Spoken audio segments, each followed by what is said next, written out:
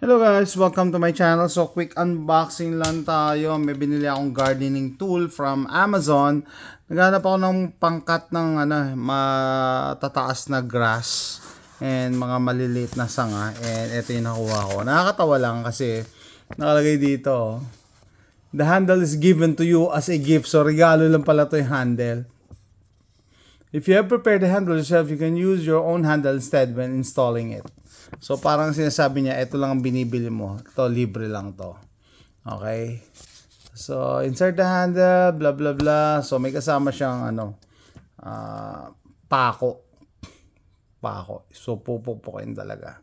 Anyway, nagulat ako. Yan, 2 pieces siya. Pag dineliver, ito nga yung binigay sa iyo na handle. No? Okay. And ito yung blade. Blade review. Naghanap ako ng tool na pangkat ng grass na hindi ako manghinaya. Kumbaga, ang tawag ay pangharabas, no? Hindi mo iingatan. Basta lang, kasi ito, mura lang to, $17.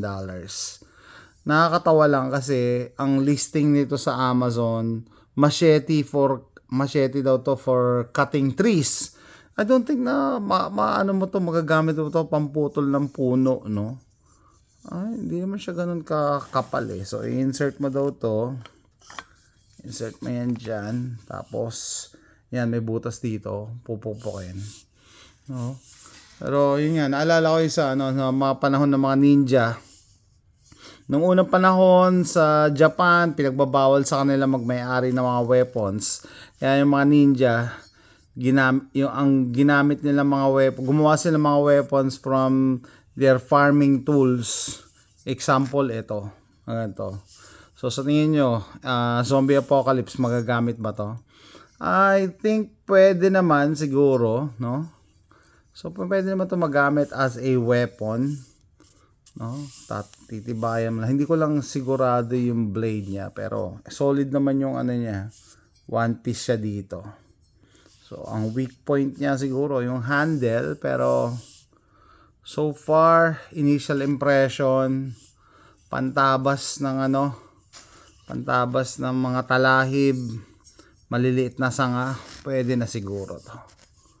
And if worst comes to worst, doomsday scenario, zombie apocalypse, siguro pwede rin gamitin, no? So tawag dito, so keep in mind, no, yung mga ganyang tools, dual purpose yan, hindi lang pang gardening, no? Yan, pakita ko yung buong size niya.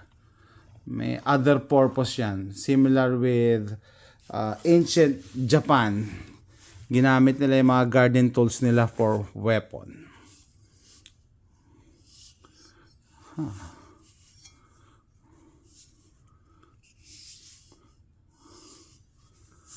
Ano sa tingin nyo guys? Pwede ba? Okay guys, tatapusin ko na yung vlog na to. Thanks for watching. Bye!